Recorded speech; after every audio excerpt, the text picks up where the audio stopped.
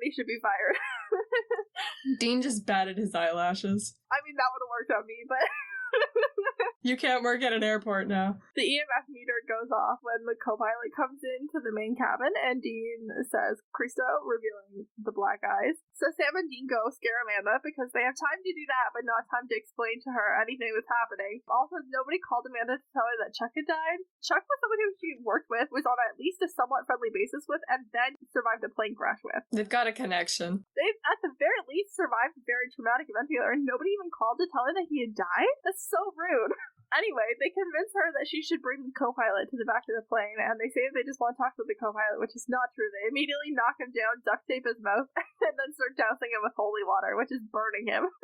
And Amanda's like, what kind of crimes have I helped them commit? Amanda immediately regrets all of her life choices that ever brought her in the path of the Winchesters. I'm an accomplice now. This is a very long exorcism and fight scene, but the demon tells Sam that Jess died really painfully and is probably in hell, still in super duper amounts of pain. And Sam loses the journal. His only job is to read from the journal. Keep two hands on that thing and read, but he gets distracted and loses it. And you can keep two hands on a journal if you smack someone with it.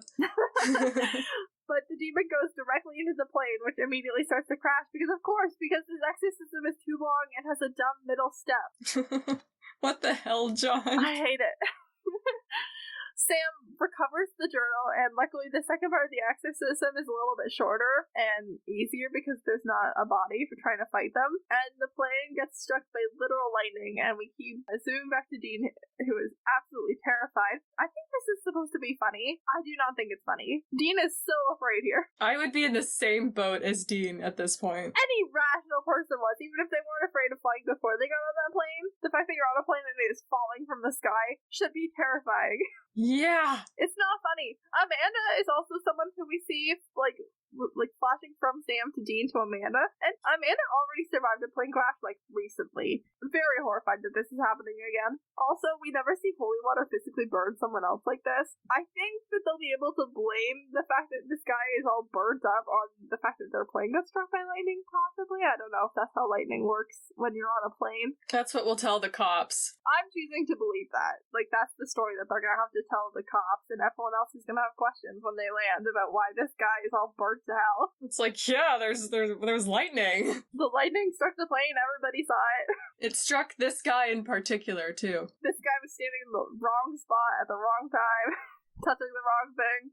1 in a billion chance. Those happen. My parents have a friend who's been struck by lightning at least twice, maybe 3 times. There we go. See? The cops will believe it. But anyways, once they're on the ground, Sam is the one who's super shaken by what the demon said about Jess, and Dean is back to being cool and collected because he's no longer on a plane. And then they reconnect with Jerry, who says that their dad is going to be proud to hear about what they did. And Jerry says again they couldn't get a hold of their dad, but when he called John, the voicemail message redirected him to call Dean's number. And the boys are confused because obviously they've been trying to call John this entire time, and the number has been out of service. But when they call John, his voicemail message is, "This is John Winchester. I can't be reached. If this is an emergency, call my son Dean, 785-555-0179. He can help." I've never noticed this before, but I was doing my notes. I've definitely written Dean's phone number down before for other notes I've done, but this was the time. This writing it down was the time that I noticed something about it. His phone number is not random. The last 4 digits are his birth month, 01 for January, and 79 is the year he was born, so his phone number is his birthday. Oh, clever. I don't know if anyone's ever pointed that out before. I've never seen anybody point it out before, and I was very excited. I hope that that's new information for people. It's new information for me. Yeah, good enough. I'm satisfied. If I informed one person, then that's good. Yay. And then that's the end of the episode. It cue them driving away to the sweet, sweet sound of some sort of rock song. That I didn't bother to write down what the song was, or if it was a song. I think it was just music, so it could have just been generic music. But anyway, cue them driving over it. Woo! On to our weekly segments and panels. These are just some things that I am keeping track of, some stats, and some just fun things to do. So on to first things first, the total death count. So the death count skyrocketed this week. Plane crashes are mass casualty events. As we went into the sky. Oh, I didn't even notice that. That's so good. For ease of calculation, I'm going to round each of the 6 planes to 100 people, 7 planes that were mentioned. So we saw 100 deaths right off the bat in that first plane crash. Oh, plus Chuck and his friend, that's 102 for on-screen deaths. But I'm going to count it as 103, actually, because I fully believe that that farmer died. Yeah. So that brings the on-screen total from 10 to 113. Wow, we've been busy. And then for the off-screen total, Sam mentioned 6 other planes, so say 702 plus people on and off-screen this week. We're almost at 1,000. Bring the total from 48 plus to 750 plus. Mass casualty episode. That was a big climb from the previous weeks. And then we also tried to assign an MVP of the week, so let's see who Meredith would like to nominate for this week's most valuable person. Let's go with Sam. He was very active this episode. I found this week really difficult. I honestly kind of wanted to nominate Jerry for calling them and identifying the sulfur. If not Jerry, then I guess Sam, for being prepared to put his life on the line and doing the exorcism stuff. But yeah, this was hard for me. I don't know why I felt reluctant to give that to Sam. Aw, Jerry was good too. Good job, Jerry. Jerry was good. Next, this show has so few women, so let's put it to the Bechdel test. Did we have 2 named women this episode? We had Amanda. Did we have anyone else? Mrs. George Phelps? But I don't think I don't think she counts. I don't think she counts So either. I'm gonna say no. Not even 2 women this week. So obviously they didn't talk to each other, even though they were not both named. So that's a no. That's an automatic no. And even if they had, anything that Amanda had said that wasn't directly about Amanda was undone by her excitement that Vic was trying to talk to her. We didn't meet Vic, but he's definitely trash, and she deserves way better. Follow your dreams, Amanda, as long as they don't lead to Vic. He sounds like he sucks. Yeah, you've got a fine career where you get to travel, and your ex-boyfriend sounds like trash. Don't go back to him. You've got a lovely personality as well. So that was definitely a no on the Bechdel test. That was a hard no. And then this week's case of the week was demons. Fandom.com Supernatural Wiki specifies disaster demons, but I'm going to let Meredith tell us about demons.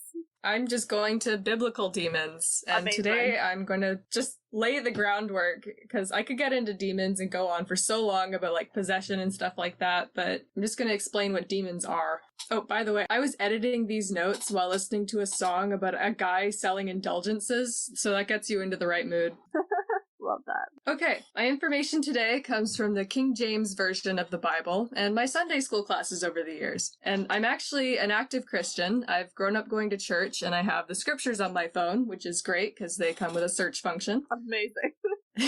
Yeah, researching a book this big is way better when you have, like, keywords and links. Anyway, one thing I'm going to repeat throughout this series is that I'm not Catholic or Orthodox or Protestant. I'm a member of the Church of Jesus Christ of Latter-day Saints. And I'm mentioning this because what I know and believe in might differ from the doctrine the writers of Supernatural were working with. Yeah, there's a lot of different versions of the Bible and a lot of different branches of Christianity. Oh, yeah. They got some things in common, but they also got some things that they disagree on, and that's okay. Yeah, and I will research specific things, and I'll try to get perspectives from different parts of history and Christianity, or what I think the writers were using, but my own perspective on the show's use of Christian doctrine is going to be influenced by my religion, obviously. All right, let's go into the other stuff I have. So, before all the children of God came to earth, we lived together in heaven. My church calls this the premortal existence. This was every person who has ever and will ever live, living there at the same time, and then some, as we'll discover. So, the spirits we know as demons were once a third of the heavenly host. That's a lot of people, by the way, because, like, this is several billion people all living there all at once, and this is a third of them. So it's all the people that exist now, plus all the people that used to exist, like, that have existed. And all the people Plus, that will ever exist. All the people are gonna exist. That's a lot of people, and then, like, there's, like, an equal number of demons, and I assume angels are the other third? No. No? Okay. I'll explain that. Okay.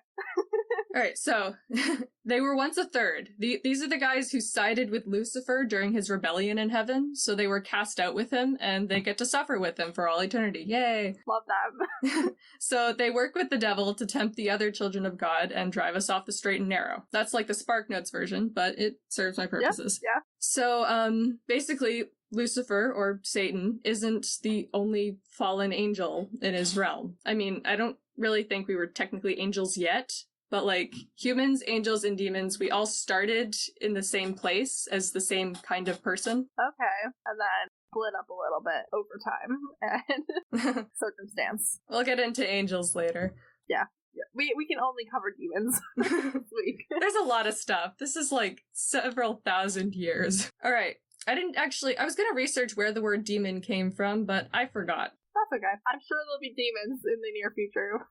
There we go. I can research it later. Anyway, demon isn't actually a word that we really use at my church. Probably gets used lots of other places, but like we usually call them like evil spirits or the sons of perdition. I like sons of perdition, but I definitely say demons probably more than you do as a non-religious person. Probably. And on this podcast, I'll just call them demons for simplicity's sake. Sounds good.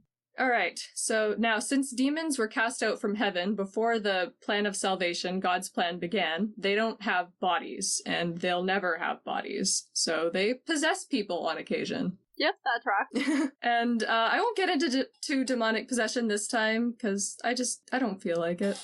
You have a lot of opportunities for that. Exactly. Anyway, when demons possess people, they get exorcised. And I'm only bringing up exorcisms this time so I can explain something that's pretty fundamental and gets overlooked a lot in shows like this for some pretty understandable reasons. So, on Supernatural, when you do an exorcism, you recite the incantation and basically the demon is expelled. Mm-hmm. In the Bible, and based on my own understanding, it's not really the words you say that have power over the demons, it's the authority behind them. Yeah, most exorcisms need to be done by specific people.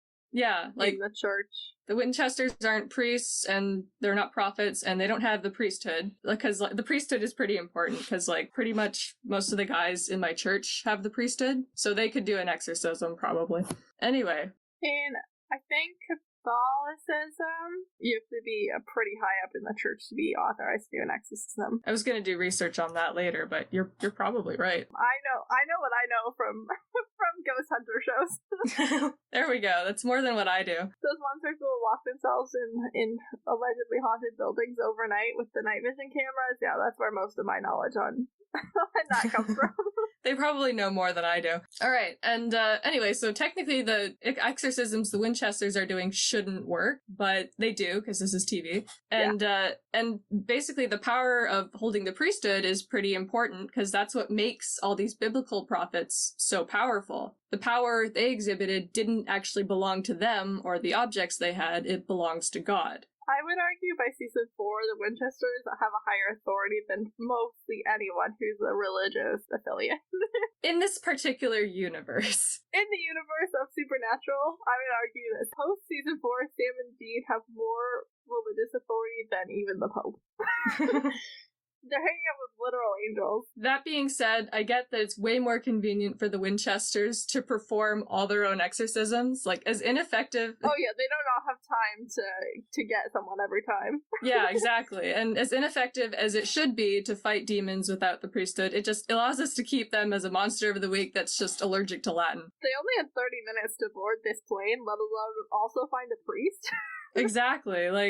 For plot reasons, and for a lot of other reasons, it's just, I guess it's more convenient to leave a lot of religious stuff out of this. Keep the cast small. Sam should become a priest instead of going to Stanford Law. He would have a better chance of doing that. There's no way Sam should have ever got into Stanford. He would have been much. If Sam had been a priest in training, that would have been so much better, honestly. Oh my goodness, but they probably would have made the show a lot more religious than they wanted to. I think they just wanted to throw in some cool Christian stuff and not really make it accurate. Fair enough. Which is fair. And those are the end of my notes, by the way. Oh, okay. Sorry, I thought I just distracted you. You were trying to find your spot. No, that was amazing. Good. Thank you for all of that. That was great. You're welcome. I did zero research on demons this week. I figured if there was something specific I wanted to talk about demons later, I would do research. But this week I was like, I know Meredith's gonna have something. Yes, later I can get into some cool medieval stuff because Christian history is a gong show. Let's be honest. It is so much fun for all the wrong reasons. So, speaking of fun things, let's get into a highlight and a low light. So, least favorite and favorite part of the episode. Meredith, do you want to go through a low light and your highlight? You know, I really like the openings on Supernatural. I really think, like, the first few minutes are usually really well done, so I'm gonna make that my highlight. The plane crash? Yeah, that was pretty good. Yeah. That's a good one. I'm not sure about a low light, though. That's okay. My low light is the airport TSA. It's great if a monster hunter needs to take out a demon on your flight,